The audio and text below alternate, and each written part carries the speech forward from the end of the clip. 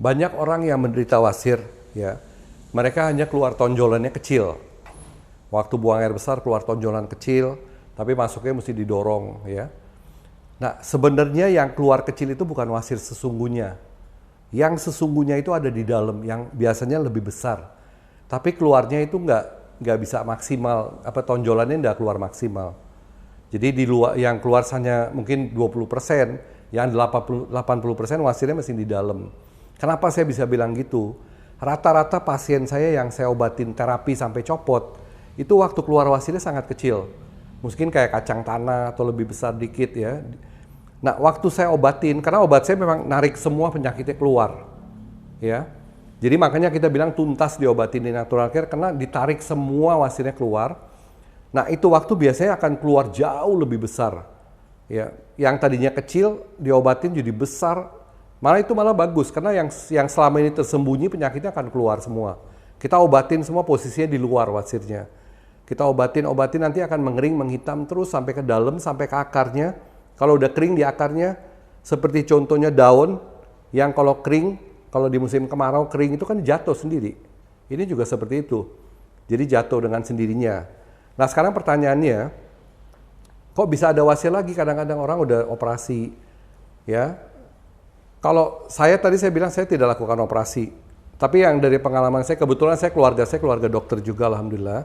Di keluarga saya ada kakak saya 3 orang dokter, dan saya punya paman, saya punya big family, keluarga besar saya banyak dokternya. Jadi saya juga tahu dari informasi mereka juga.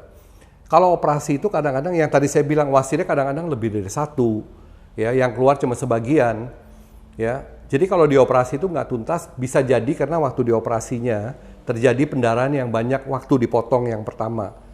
Kalau dari logika saya, biasanya mestinya dokter ambil yang paling besar dulu wasirnya.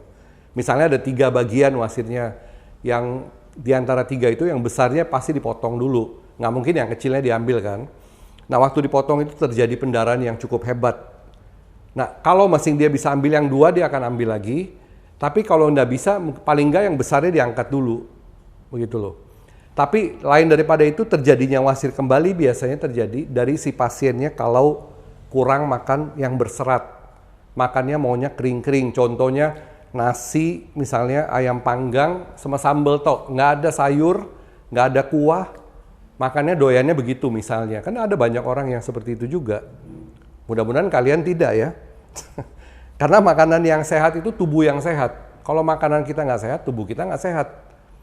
Nah, kalau si pasiennya makannya jenisnya kayak gitu, kering sekali. Lalu dia nggak doyan makan sayur, udah pasti karena makannya kering. Habis makan nggak pernah makan buah. Udah gitu minum air putihnya satu hari itu cuma 2 gelas, 3 gelas. Gimana dia nggak sembelit coba? Pasti dia akan sembelit. Nah, sembelit yang dimaksud sembelit ada 2. Sembelit itu artinya si pasiennya tidak bisa buang air besar berhari-hari, atau dia bisa buang air besar setiap hari, tapi di toiletnya itu nongkrong, kalau bahasa Jakartanya, atau ngeden, bisa berjam-jam. Itu ada 2 jenis sembelit jadi. Nah, udah dipastikan kalau pasiennya udah nggak makan serat, nggak minum air putih, nggak ada kuahnya sama sekali, nggak ada sayurnya, nggak mau makan buah, ya makannya contohnya tadi nasi, ayam bakar sama sambal. Makannya doyannya seperti itu, udah pasti sembelit. Nah, sembelit ini, sekali lagi, sembelit ini penyebab utama daripada penyakit wasir. Udah sembelit, bukan berarti sembelit hari ini, minggu depan dia kena wasir. Kalau sembelitnya bertahap, setiap orang punya tubuh beda. Ada orang yang tubuhnya gemuk, ya, ada orang yang tubuhnya kurus. Dari pengalaman saya pribadi ini ya, ini bukan medis, dari saya, Pak Syahid Nazir, dari Natural Care. Kalau orangnya biasanya kurus, tinggi, dan dia sembelit, itu biasanya wasirnya besar dan parah. Itu yang dari saya ngalamin. Ya, jadi terjadinya tidak wasir, terjadi kembali atau tidak wasir dari si pasiennya tadi.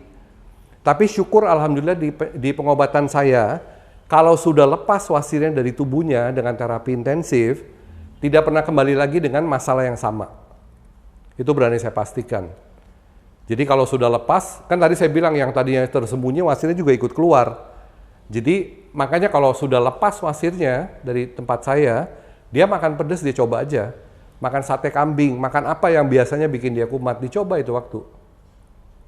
Gitu. Dan Satu lagi metode kita yang kedua itu adalah makan obat herbal ya. Ya, kita bisa kirim obatnya. Kalau pasiennya di luar kota, nggak bisa datang ke Semarang atau ke Surabaya, kita bisa paketkan obatnya, dikirim ke daerahnya, ya, pakai jasa pengiriman tentunya. Nanti caranya bisa dihubungin ke klinik kita. Nanti kita jelasin semuanya, ya. Nah, obat-obat yang saya mau kirim tadi semuanya, alhamdulillah sudah ada BPOM-nya. Kalau sudah ada BPOM-nya itu aman ya. Dan kita bisa kirim. Tapi minum obat harus dengan anjuran. Ada berapa pasien saya karena wasirnya lagi kumat, dan orang kalau lagi kumat wasir paling sakit. Barangkali kawan-kawan pernah menderita sakit gigi nggak? Paling nggak enak sakit gigi. Orang sakit wasir juga seperti itu. Mau kerja nggak bisa, mau ngapa-ngapain nggak bisa. Nah, mereka makan obat kayak misalnya saya kirim obat ada dosis anjurannya. Misalnya sehari dua kali, pagi dan malam. Karena dia mau cepet, dia makannya pagi, siang, malam, sore, pokoknya sehari 4 atau 5 kali. Dengan tujuan akan lebih cepat sembuh. Itu keliru. Walaupun obat herbal ada dosisnya. Kalau melebihi dosis, ya tidak baik. Saya kasih contoh kalau orang bikin nasi goreng, saya kasih contoh biar gampang. Orang bikin nasi goreng, garamnya harus setengah sendok. Tapi dia pikir, kasih 5 sendok aja mungkin lebih enak, karena garamnya lebih banyak. Coba makan habis pakai 5 sendok makan nasi gorengnya. Karena nggak ada yang mau makan. Hasilnya tidak tercapai. Sama dengan obat herbal juga. Kalau dia berlebih dosis dan kebanyakan, itu malah akan ada side effect. Ada side effect dan tidak bagus mungkin itunya. Untuk tubuh kita. Jadi semua mesti pakai aturannya. Semua juga ada, makanya pengobatan wasir sampai terapi, sampai copot wasirnya perlu waktu 14 hari. Kita tidak bisa bilang 3 hari akan copot, tidak. Karena ada proses gitu loh. Tapi hasilnya yang dicapai, yang dimau tercapai, itu yang lebih penting. Karena itu adalah pengobatan inti saya, sudah 4 generasi, saya sekarang yang keempat ini. Jadi Masya Allah ya saya bilangin, saya sudah terlalu banyak obatin seperti ini, khusus di wasir. Jadi kalau untuk wasir jangan kemana-mana, karena natural care ini sudah ada 4 abad yang lalu. Memang dulu namanya bukan natural care. Dulu saya punya dato di Jakarta, kita asli dari Jakarta. Dulu ada di bilangan Sawah Besar, wilayah Sawah Besar. Sekarang udah nggak ada ya, udah dijual tempatnya, udah lama sekali. Jadi saya adalah generasi yang keempat. Dari pihak ibu saya yang ngobatin, dari pihak ibu saya punya bapak, jadi kakek dari pihak ibu. Itu yang ngobatin penyakit ini sudah 4 generasi. Jadi kalau sudah 4 generasi, apa yang mau diragukan? Kita kasih kemudahan, pasien dari jauh, nggak bisa datang ke tempat saya tiap hari, kita bisa dipakaikan pasiennya di rumah, nanti oleh keluarganya, ya, barangkali suaminya atau anaknya atau apa, ya, itu bisa diatur. Jadi tujuannya yang tercapai itu yang paling penting bagi saya dan berhasil. Jadi ada satu pasien yang datang ke saya juga bukan penyakit wasir, jadi jangan keliru. Orang datang ke tempat saya, Pak, sakitnya sakit wasir. Ternyata waktu saya periksa, penyakitnya anal fistula. Si pasiennya juga nggak tahu itu penyakit apa. Nah, alhamdulillah di tempat saya ngobatin anal fistula itu seperti bisul yang tidak bisa sembuh bertahun-tahun. Dan itu sangat mengganggu dan sangat sakit sekali kalau lagi kumat. Nah, itu juga kita obatin. Nanti di cuplikan lain kita akan bahas tentunya soal anal fistula. Cuman intinya ada banyak penyakit yang di bagian situ, tapi bukan wasir. Ya, ada lagi seperti anal fissure ya, atau fisura kalau di bahasa kita. Tadi anal fistula beda sama fisura. Anal fistula atau fistel, kalau anal fissura atau fissure, itu fisura di sini dibilangnya. Itu penyakitnya beda lagi, itu seperti sobek di bagian lubang anusnya ada sobek. Itu lantaran terjadi juga dari sembelit. Jadi sembelit ini biang keroknya banyak penyakit, bukan hanya wasir. Fistula juga terjadi dari sembelit. Ya, fissura juga dari sembelit. Bahkan radang usus juga bisa terjadi dari sembelit. Jadi ada banyak penyakit yang menyertai dari sembelit ini. Pola makan kita kalau benar kita tidak sembelit. Kalau kita cukup makan serat tiap hari, serat itu adanya di sayur-sayur dan buah-buah yang berair.